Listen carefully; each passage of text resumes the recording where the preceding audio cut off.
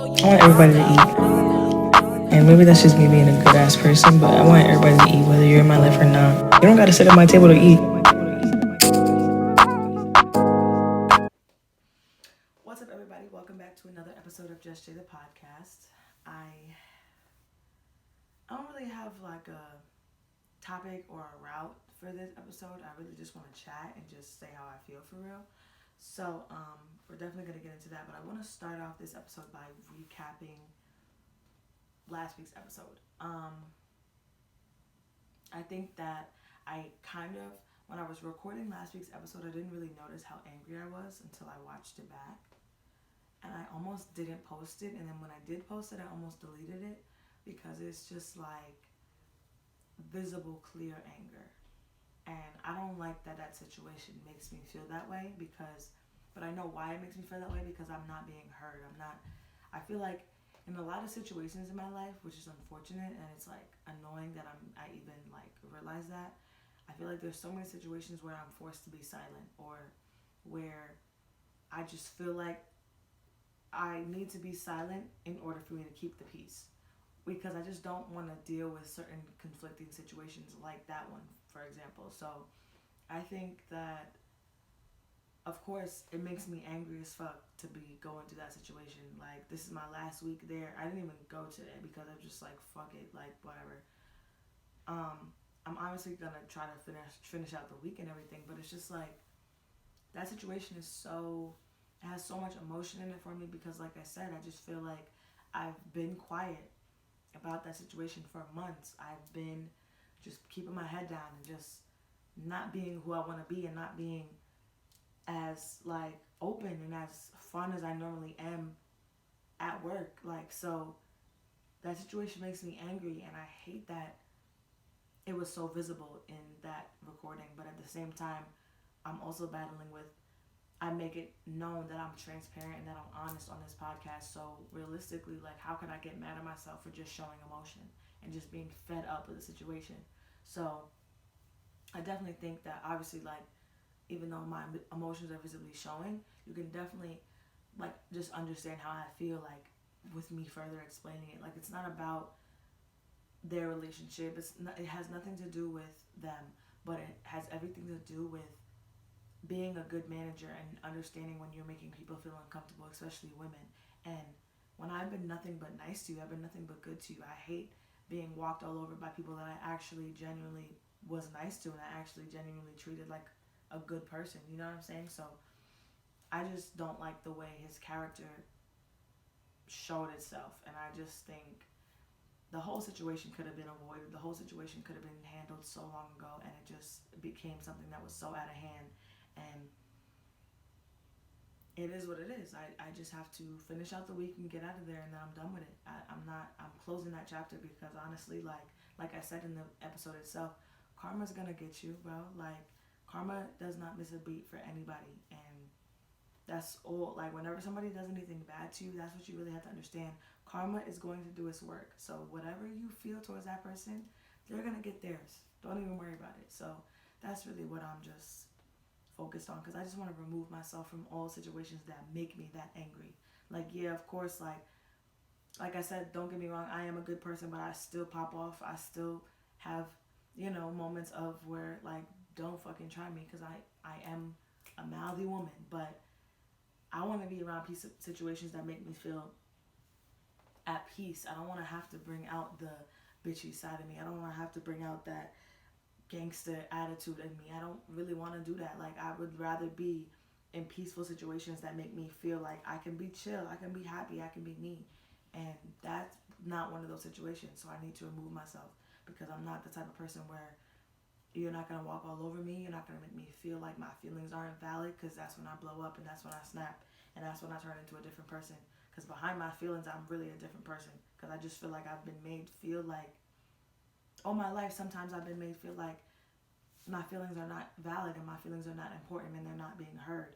So I vowed to myself to never allow myself to feel like that in my life. No, if you have something to say and if you feel something, say that shit. And say it with your whole chest and raise hell behind the shit that you feel.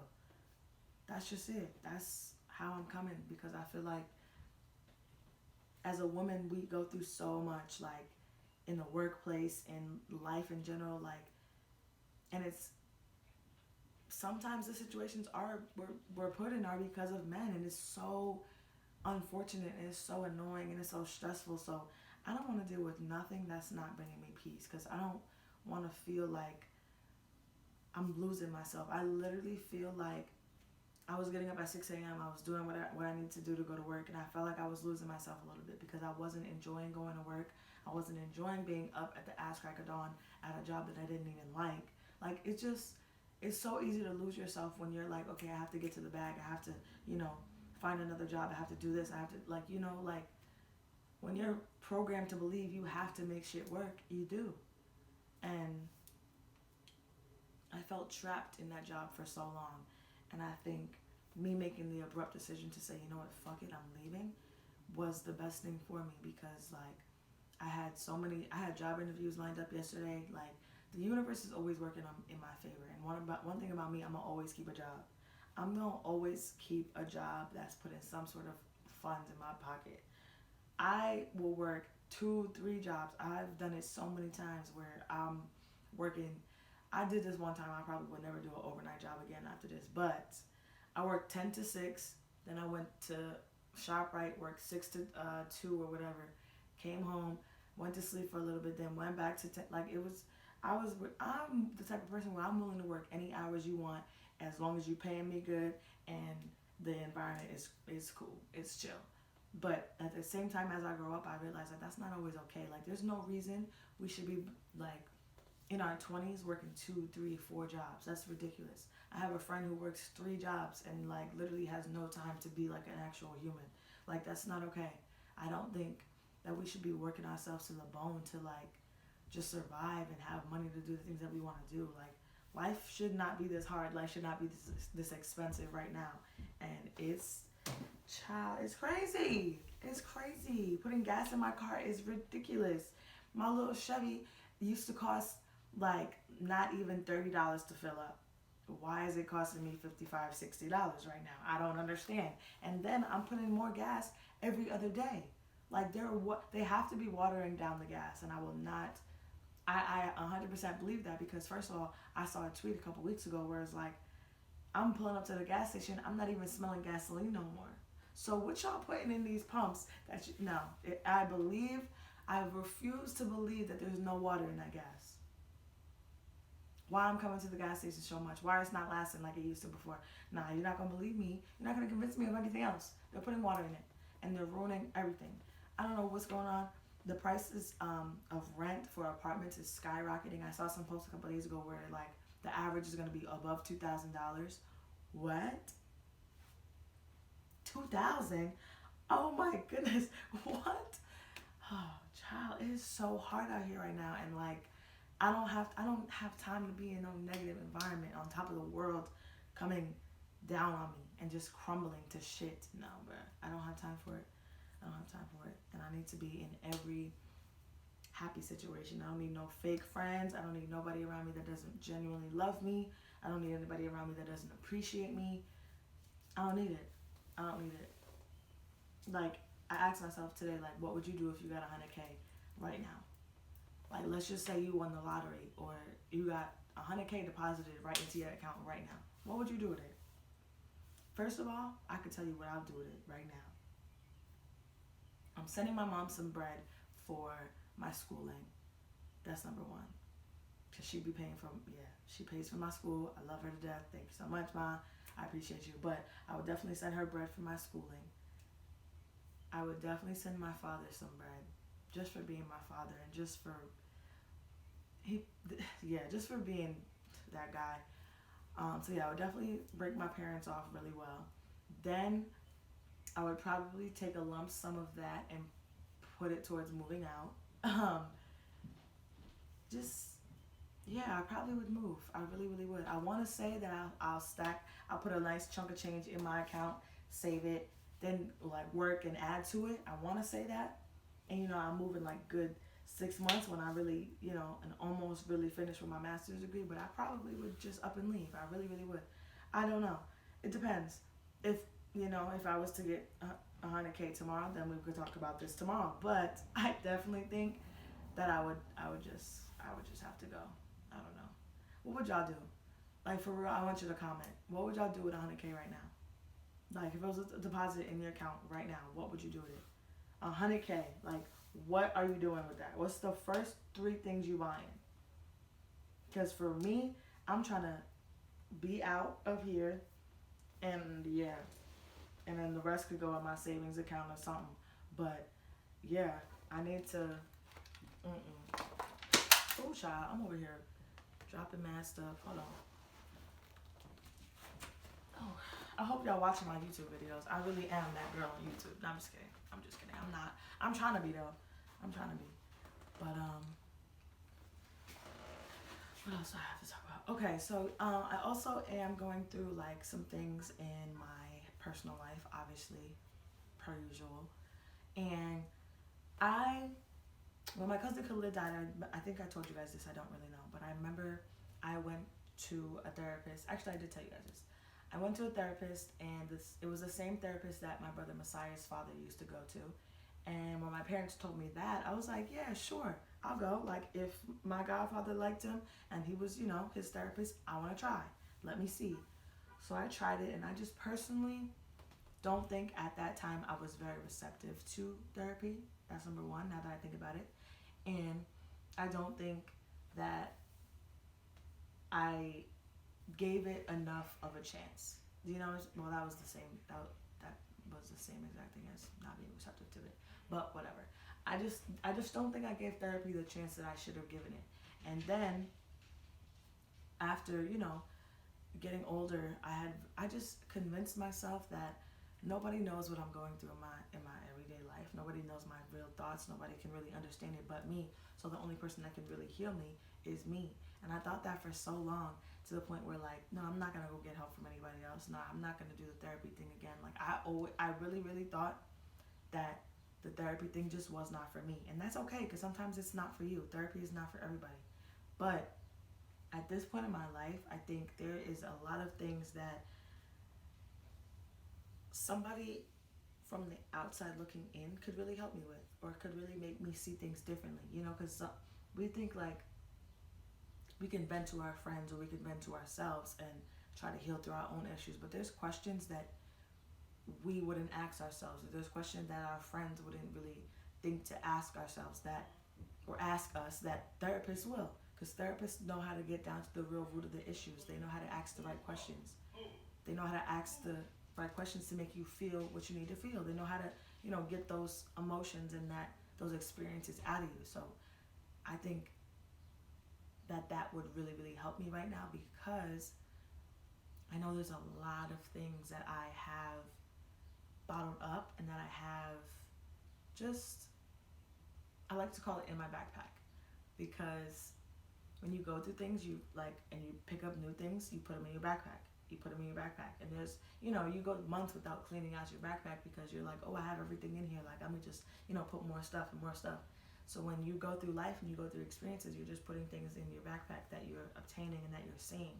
So at the bottom of my backpack are issues that I probably forgot that I even put in there. And I think it's important to really go through everything and unpack every layer, because realistically, everything that we go through in our life and everything that we see and everything that we do and everything that we experience plays into who we are as adults and as we grow, and why we act the way we act, and our personality. Everything ties into each other.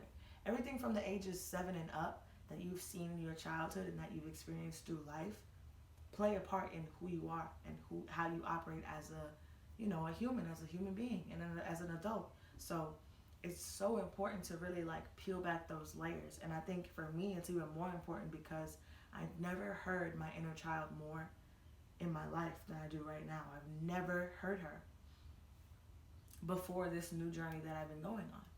And it's crazy because it's just like I can see her vividly in my head, and I've never pictured myself as a little girl before this moment. Like, imagine the prettiest little caramel skinned baby with braids in her hair and pretty beads at the end that are so loud, and always has the biggest smile, the chubbiest cheeks. Imagine that little girl and like how innocent, how beautiful, and how sweet and how amazing she was. Like everything that she saw and everything that she had to deal with and everything that she went through in life, like I just want to hug her. Like I want to give her so much love. Like she is so hurt, and I never realized that until now at 22 years old, how hurt my inner child really is. And it's crazy because we never understand the impact that our childhood really has on us. Our parents never understand the impact that our childhood and the things that they show us have on us. So I think it's just important for me to really get in touch with my deeper self and do the shadow work and do the underlying work, that because there's a lot of things that trigger me, and I don't think that I notice that they trigger me until after the fact. And it's probably because of the things that I've gone through that I haven't healed from. Also, I totally forgot about this until now. I stopped smoking when I first got sick. And then, I just kept it going because it's like, whatever. The dreams that I have been having since I haven't smoked have been so vivid and so like, they're not violent or anything, they're not crazy, they're not scary, but it's like situations specifically that I'm not healed from, situations that I'm still currently dealing with. And it's crazy because it took me a good 3 days of having these, and it would be a different dream every night, but with a significant message and a significant lesson. And after the third day, I kind of noticed it, and I was like, okay, wait a minute. These dreams are showing me things that I'm not healed from, and they're specifically showing me them now because I have a clear mind. I'm not going to sleep high, so I'm not really, my mind is clear. My mind can think about it, and my mind is roaming when I'm sleeping. So the dreams were just so real to what I have going on, and I could vividly tell the lessons that they were trying to teach me and the message that it was like, yo, you gotta heal from this shit. You gotta heal from the behind the scenes shit. And it was even crazier because the situations that I was dreaming about have never happened before. Like the conversations that I was having have never happened before. But first of all, they felt so real. And second of all, the questions that I was being asked by the people involved in the dreams were like, okay, this is deeper. You know what I'm saying? It's just, I don't know, my mind and my dreams have just gotten, they know when to be significant and to be strong, and when, because there's, they say we dream every night, we just don't remember it most nights. And I haven't really remembered a dream in a while besides those dreams. And it's so crazy. I totally forgot about that, and I'm so happy I brought that up because like I said, I always say dreams play a really, really significant part in the things that your subconscious wants to tell you or that you're subconsciously ignoring. And they're just so cool. And I think I got into my dreams when I was really, really, really young, because I remember when I was really young, I used to have really violent, crazy dreams around my dad. Like, I remember I used to wake up and tell him, like, yo, you just got shot in my dream. Yo, they was chasing after you. Like, I've had really, really crazy, scary dreams that revolve around my dad. And I don't know what that's about. I really don't. I truly don't. Still to this day, I don't understand that. But I haven't had them in a while. Like, I remember vividly when I was younger, I used to have consecutive dreams of my dad dying in some crazy way or going to jail or some crazy shit happening to him, and then they immediately stopped. So I don't know. Dreams are just very technical, and you can really interpret them any way that you want to. I just don't know how to interpret that yet. But I have a history of crazy dreams, and I think that's really why I'm so in tune with them now.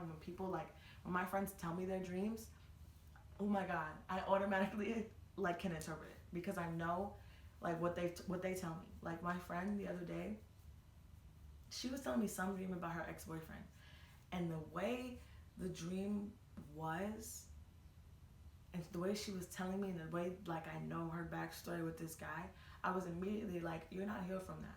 You still feel something there, so that's why that dream is really prevalent like that. And I kid you not, when we had that conversation the next week, the dream came true. Like it actually happened in real life, and I was in it. It actually happened. Like I can't even explain it. I can't even explain it. Like the dream, he was asking one of her friends about her, and it literally happened. So, and it was just weird. It was just weird. But yeah, your dreams can also come true. That's another thing. Um, yeah, dreams are, I'm telling you, pay attention to your dreams. Write them down as soon as you wake up. As soon as you open your eyes and you can literally remember that dream, write it down because you will forget it in the next 3 minutes. I'm telling you, don't sleep.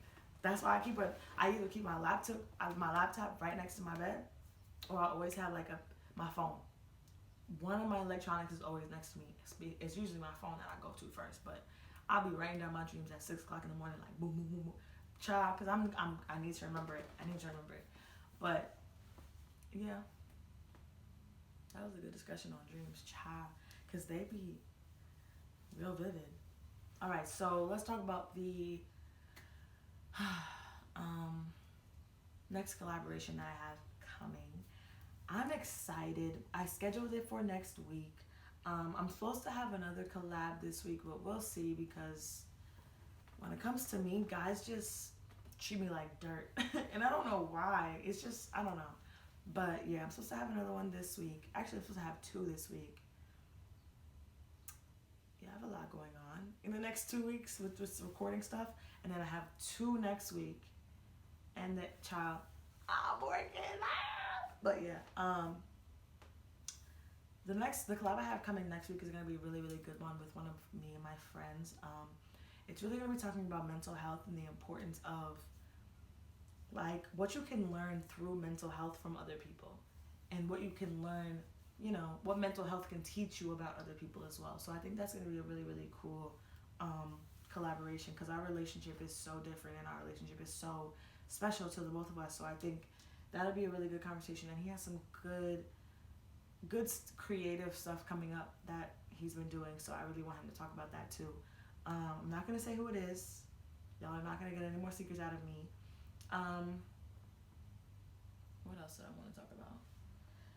Let's see. Okay, so next week I have one of my friends coming from Atlanta. She's originally from LA, but she's flying out here for the week because she has some work to do out here. And I'm gonna kidnap her and I'm gonna, spend some time with her because I'm very excited. I need that. I need her energy. I need. She's a Gemini. We all know. I don't really like Gemini men, but I love me a good Gemini woman. Okay, Jada, the one and only, is a Gemini woman, and my friend coming into town is another great one. Very excited for that. She's gonna be on the show too. But yeah, she's gonna spend some time with my family, and we're gonna kick it, and I'm gonna introduce her to everybody because I'm one of those people where I'm gonna talk about this on the episode with her later on too. But I'm one of those people where if I allow you to meet my family, you're special, because I think my family are really special people. I really think my family is really. When I say my family, we know I don't talk to like my extended family. Yeah. Boo, tomato, tomato. But I'm talking about like my parents, my little brother that lives with me, my brothers, my older brother, Keyshawn, Messiah, that's my family, my uncles, those are my family members. So when I say my family, that's what I'm talking about. But I really, really want her to meet them and my friends too. My friends are really, really amazing people. So she's going to have a good ass time with them. So yeah, that's going to be good.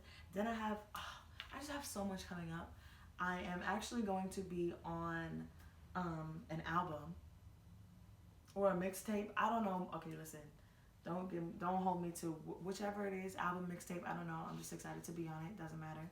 Yeah, I'm gonna be on a tape because I got the special privilege of being asked to just be on a body of work, and I'm excited because I've never done that before. Okay, you know how like you listen to somebody's album and in the beginning they have like somebody talking or like an interviewer asking them questions. That's pretty much what it's gonna be like. So I'm excited for that because that's like perfect. But yeah, I have that. I have a lot of stuff coming up. A lot of different things are coming up. I'm definitely realizing that I'm stepping more out of my comfort zone and just because I think for me, like with collaborations, especially like in the beginning, it was just me and my girlfriends just talking and just those are people that I know. Not even that I know, because I know everybody else that's going to be on the show eventually too, but those are just the people that I was comfortable with and that I just, reached out to. But I think I'm just stepping more into my comfort zone to get different people and different perspectives and different faces on here, because I feel like so many of my friends are creative people, and this is a great platform for us both to show our creativity and show our, work ethic and what we love to do. So I'm very excited for the things that I'm going to be having coming up.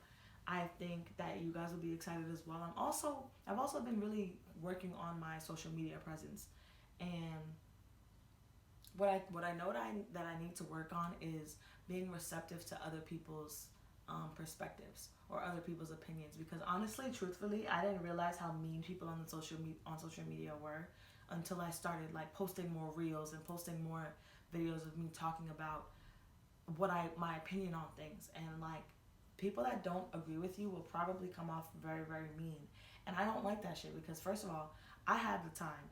I that's This is probably why I was never meant to be like famous or like whatever, because I don't like when people comment on my shit and just be rude to me. Like, just because you don't agree with me don't mean that you can say the craziest shit about me. Like, you don't even know me.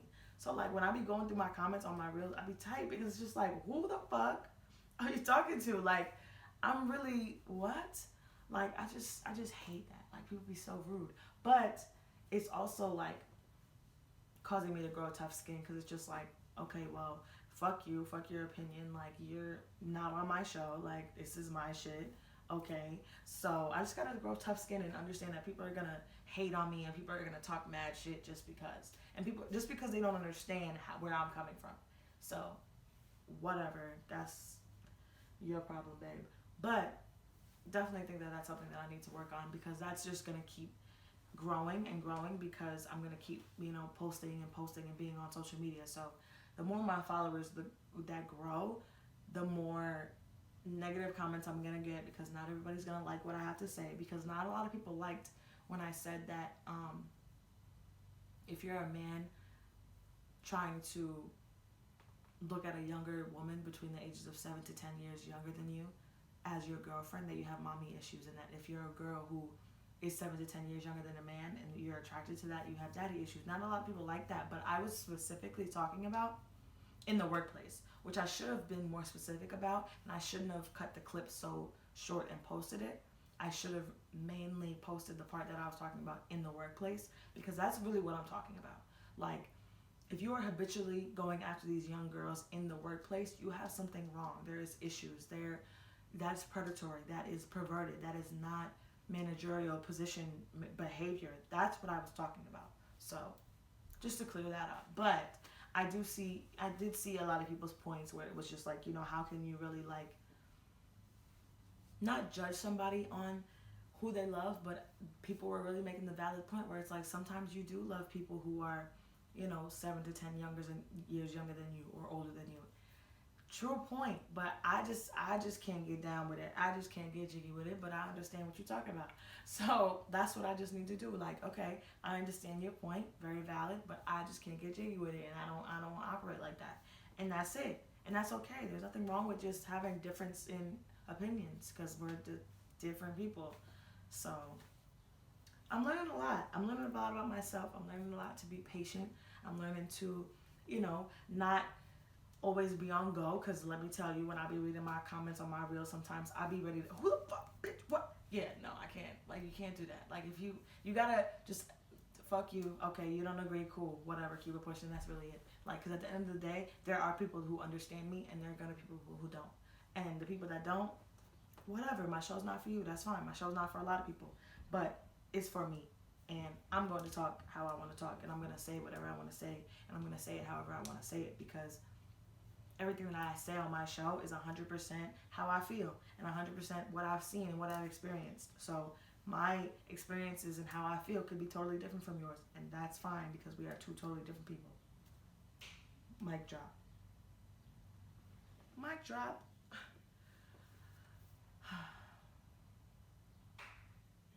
I feel like I was just talking really fast for the last 2 minutes. I'm out of breath. I think what I should start doing is, I used to do the song of the show or the song of the week, And I think I should just start saying what song I feel this episode feels like, you know? Because that's a really good concept. The song of the week concept is really, really good. And I just keep letting it go. And I just keep bringing it back and keep letting it go. Because I just don't feel like people interact with my song of the week videos. But what I've realized is that's false. Because people really like my reels that I post online. Because I really do get a lot of like love and recognition through my reels. And I fuck with that. I like it. Social media, I'm telling you, social media is really, really good networking. Like so many people see my reels and they comment and they follow me and they like it's cool. But what was I talking about? I totally forgot. I totally forgot. I totally forgot. Whatever. But yeah, my social media presence is growing for sure. I'm gonna start working on getting more on live and being, conversal with you guys. Is that a word? I don't know. I genuinely don't know if that's a word. But if it's not, I'm gonna write it down because I need to be the first to make it. But I'm definitely gonna try to get more on live now that I'm leaving my job and I won't have to be up early in the morning anymore. I will have more time to dedicate to this, and I'm so excited for that because like I'm gonna be recording more. I'm gonna have more time to collaborate with people, perfect my craft. Like I'm super excited for just the closing of this chapter at this job. So I'm excited. I have a lot of things going on, but the good is I'm trying to keep the good outweighing the bad, because there's no such thing as a life that's better than yours, and there's no such thing as a perfect life. So you just got to take the life that you were given and make the most out of it. So you can either use your story as a pity story or a story of empowerment. So I'm going to always make my story a story of empowerment because I'm an empowering woman. Thank y'all for listening. I appreciate y'all so much for another episode. We'll be back next week for another one. Yeah.